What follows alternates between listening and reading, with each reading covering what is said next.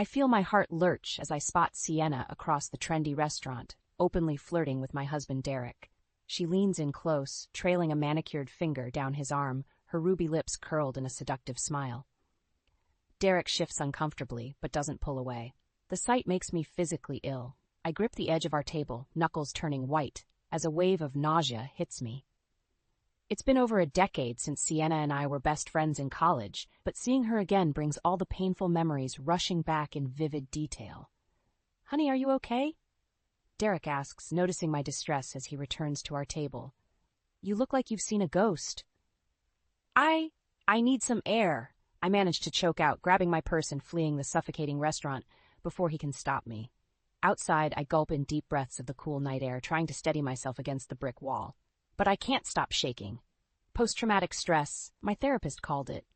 The betrayal that forever shattered my ability to trust. Sienna had been my closest confidant, despite our contrasting personalities. She was the wild, popular sorority girl who brought me out of my shy, studious shell. I admired her boldness, her devil-may-care spirit, but I never imagined she would seduce my fiancé Jason just weeks before our wedding. "Ava, wait." Derek appears at my side, his brow furrowed with concern. "What's going on? Who was that woman?" "No one," I lie instinctively. I never told Derek about Sienna or Jason. How could I? The shame and humiliation are still too raw, even after all these years. I just felt suddenly sick. Maybe it was something I ate. Derek frowns, unconvinced, but wraps a comforting arm around my shoulders. "Let's go home. I'll make you some tea and we can relax." I nod weakly, letting him guide me to the car. But as we drive away, I can't help glancing back at the restaurant, half expecting to see Sienna smirking after us. The uneasy feeling in my stomach intensifies. Why has she resurfaced in my life now, after disappearing without a trace following her ultimate betrayal?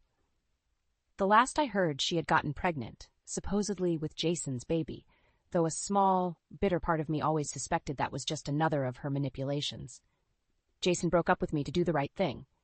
But Sienna vanished soon after, leaving both of us shattered. She never even apologized to me or offered any compensation to my family for the wedding expenses.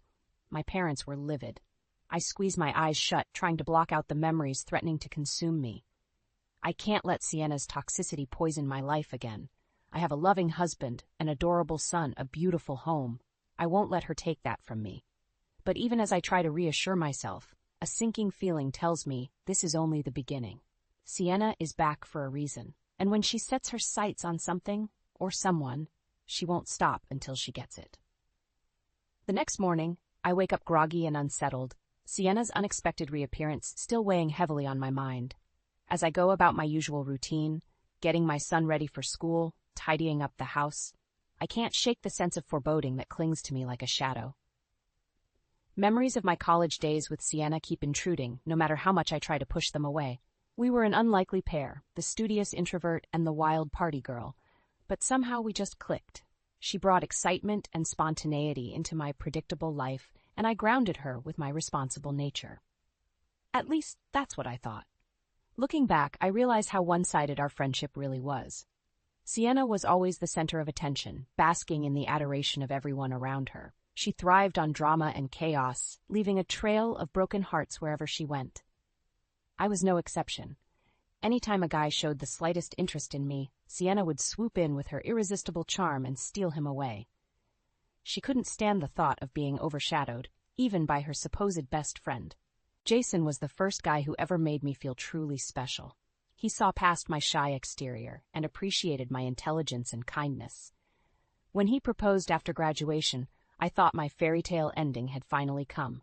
But Sienna couldn't let me have my happily ever after. The night of my bachelorette party, she pulled me aside, her eyes glinting with malice.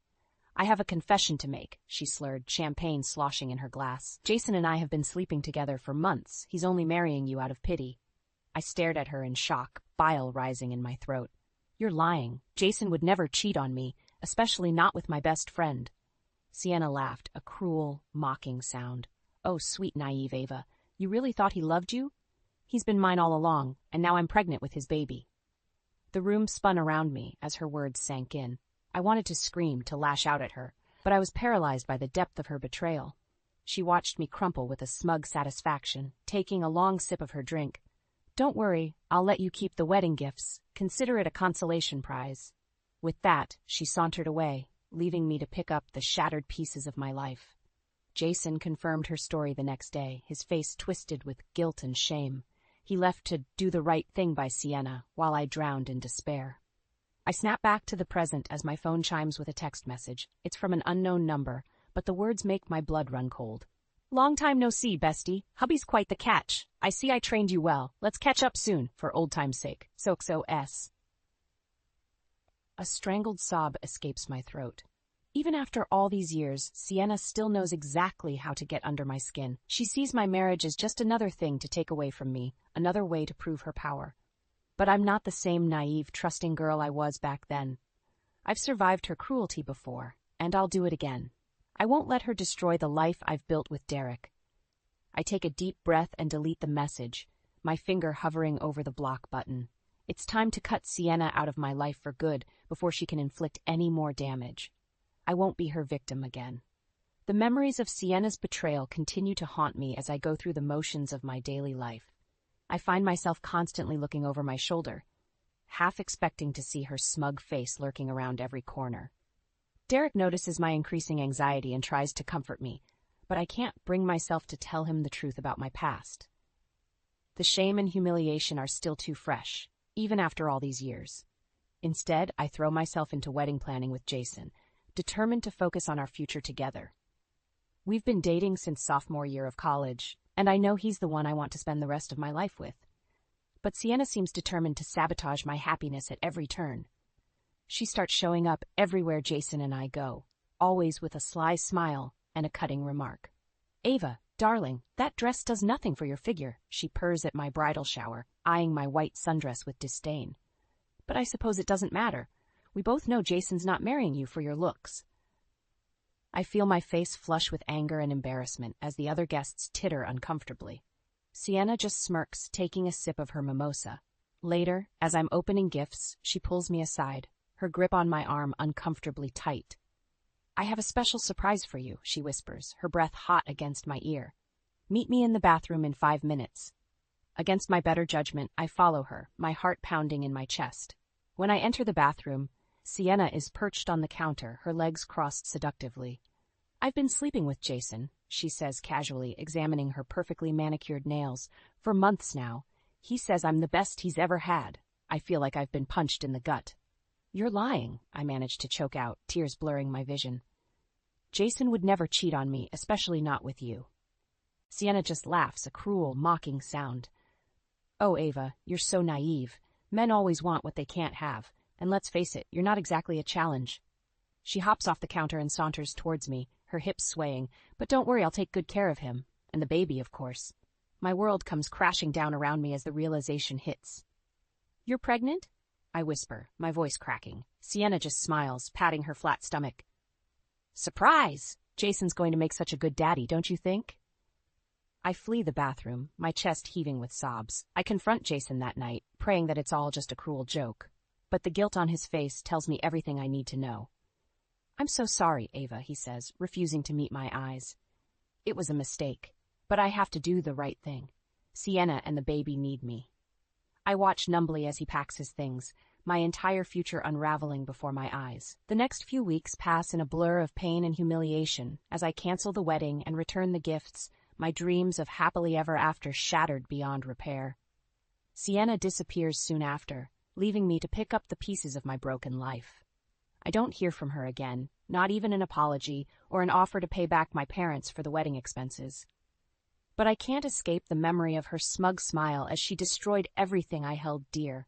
It's a look that will haunt me for years to come, fueling the bitter flames of resentment and betrayal that smolder in my heart. I vow to myself that someday, somehow, I'll make Sienna pay for what she did to me. I don't know how or when, but I won't rest until I've had my revenge. In the aftermath of Sienna's betrayal, I find myself spiraling into a deep depression. I can barely get out of bed most days, let alone face the pitying looks and whispered gossip of my friends and family. My parents are beside themselves with worry. They've always been my biggest supporters, and seeing me so broken and defeated is more than they can bear. Ava, sweetheart, You can't let this destroy you, my mother pleads, smoothing my unwashed hair back from my face. Sienna's not worth it. You have to pick yourself up and move on. But moving on feels impossible when everywhere I turn, I'm reminded of what I've lost. The future I thought I had with Jason, the best friend I trusted with my deepest secrets, the sense of self-worth that Sienna so cruelly shattered.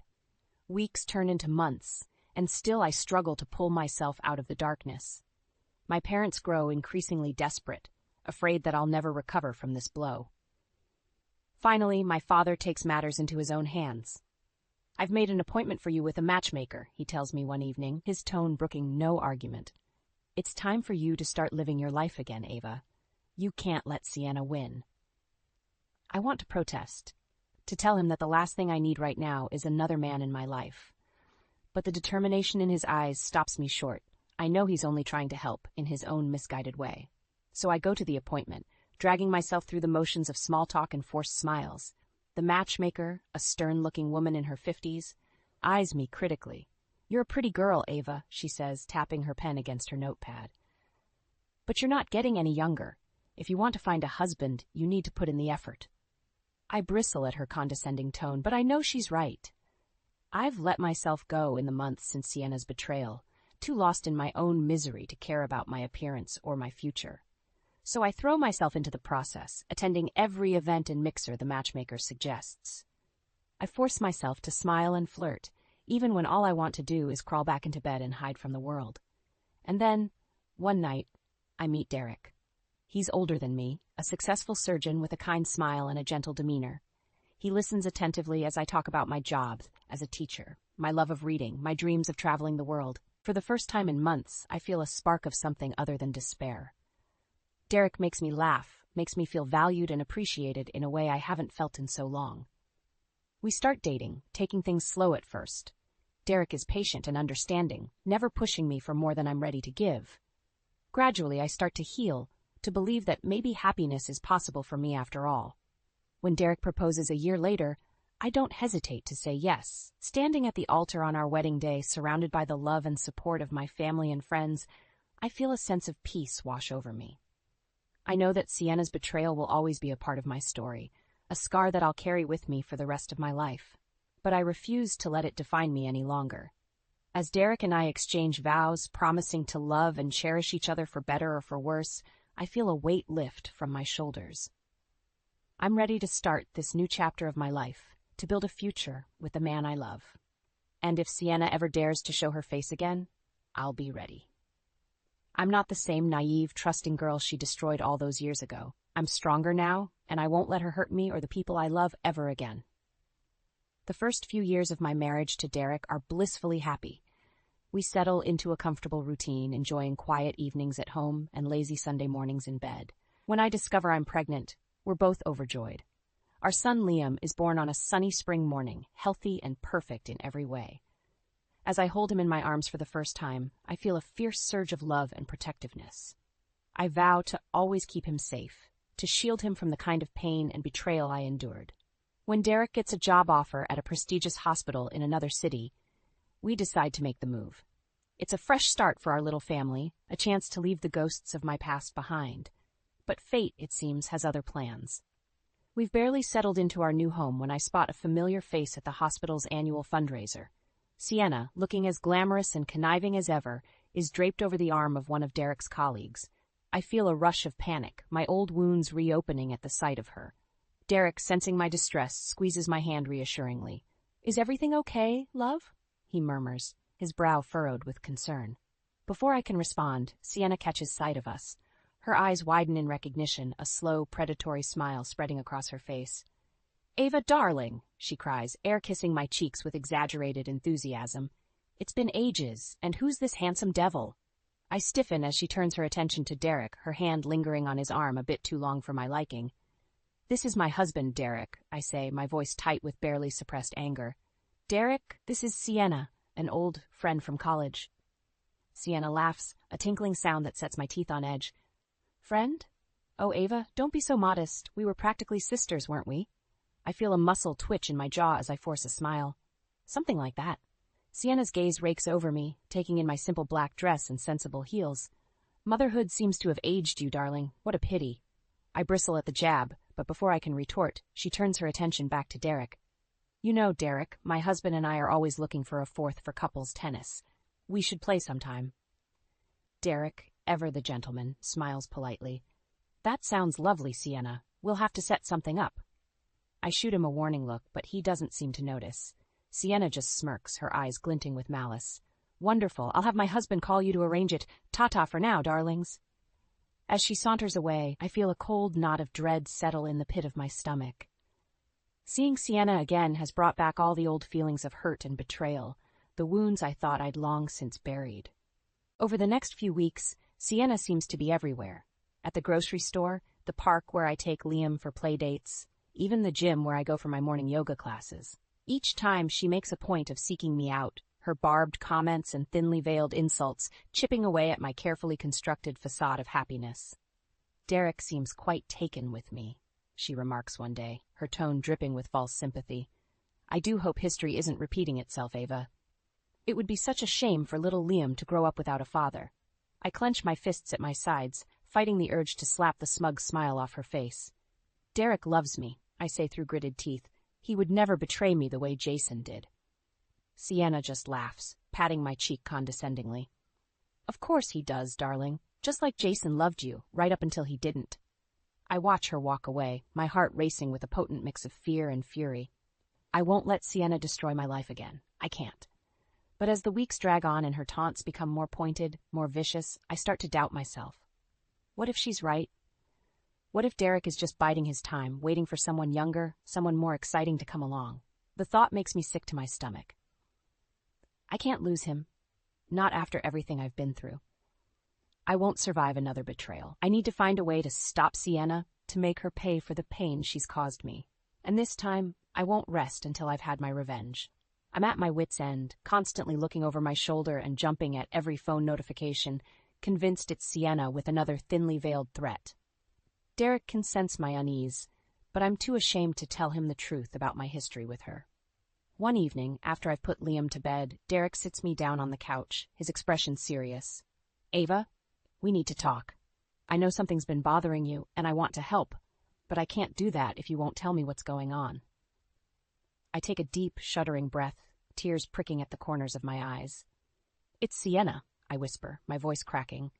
She's been tormenting me for weeks, ever since we moved here, making snide comments, showing up everywhere I go. I think she's trying to steal you away from me, like she did with Jason.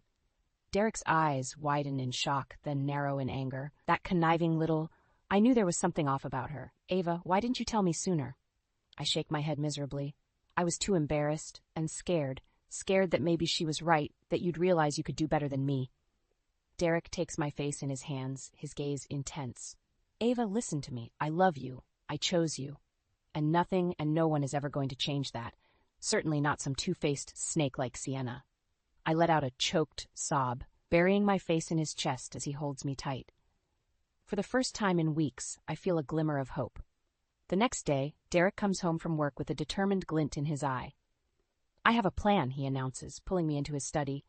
We're going to expose Sienna for the lying, manipulative witch she is. He outlines his idea. He'll pretend to be receptive to Sienna's advances, agreeing to meet her for drinks after work. I'll be listening in on a hidden microphone, net recording every word. Once we have proof of her true colors, we'll play the recording for her husband and anyone else who'll listen, Derek says, his jaw set. She'll be ruined. No one will ever trust her again. I hesitate, biting my lip. I don't know, Derek. It seems so underhanded, stooping to her level. He takes my hands in his expression softening.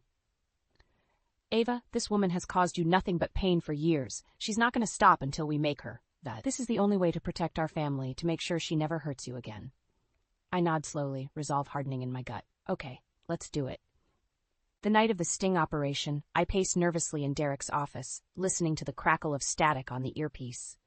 My heart pounds as I hear Sienna's voice, dripping with false sweetness. Derek, I'm so glad you agreed to meet me.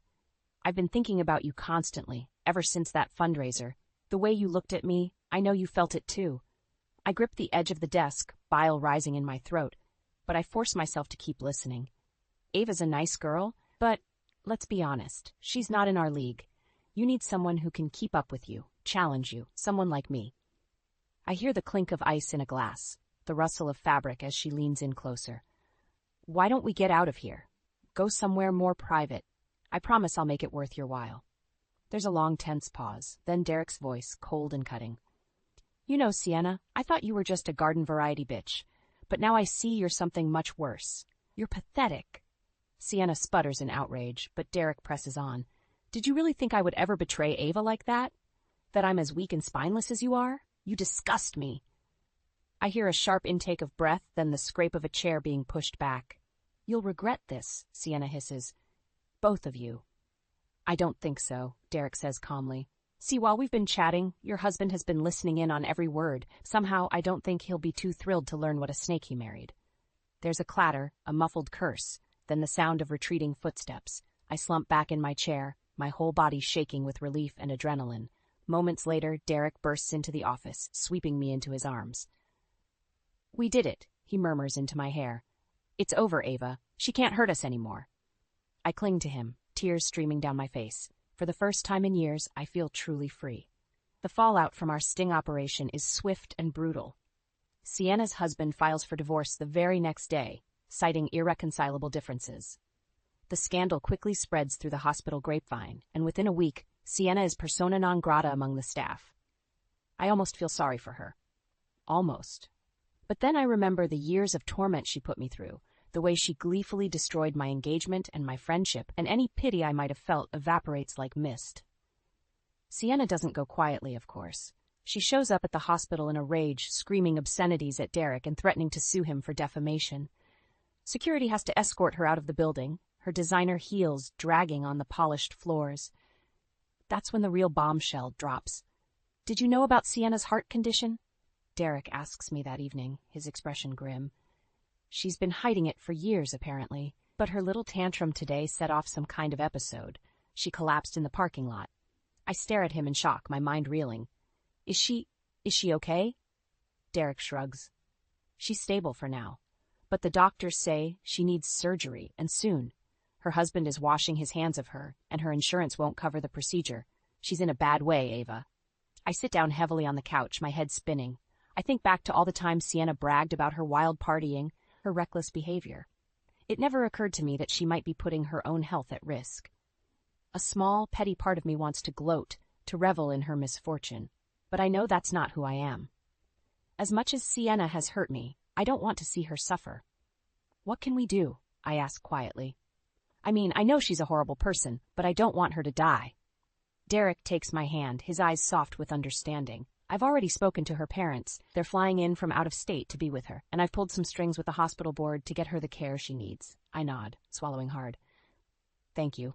I know it's more than she deserves, but thank you. The next few days are a blur of activity.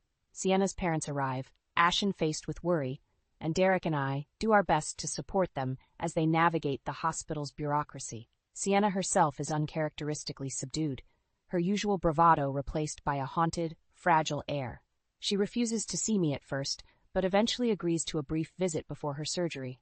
I hover awkwardly in the doorway of her hospital room, taking in the beeping machines and the IV drip snaking into her arm.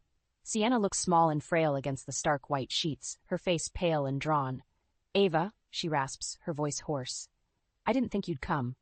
I shrug, trying to keep my expression neutral. I didn't want to. But I'm not like you, Sienna. I don't enjoy seeing people in pain. She flinches at that, her eyes filling with tears. I'm sorry, she whispers, for everything. I know it's too little, too late, but I'm sorry. I stare at her for a long moment, searching for any hint of deception or manipulation, but all I see is genuine remorse and a deep, aching sadness. I forgive you, I say softly, surprising myself. Not for you, but for me. I'm done letting you have power over me, Sienna. I'm done living in the past. She nods, a single tear slipping down her cheek. I hope you have a good life, Ava. A happy one. You deserve it. I leave her room feeling strangely light, as if a weight has been lifted from my shoulders. I know Sienna and I will never be friends again, but for the first time in years, I feel like I can breathe.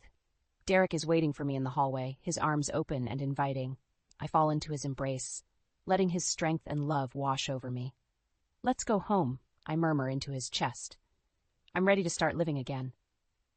Sienna's surgery is a success, but her recovery is long and difficult. Her parents take her back to their hometown to recuperate, and for a while it seems like she's finally out of our lives for good. But then, about a year later, I get a call from her mother. "Ava, I know you and Sienna have had your differences," she says hesitantly, "but I was hoping you might be willing to talk to her.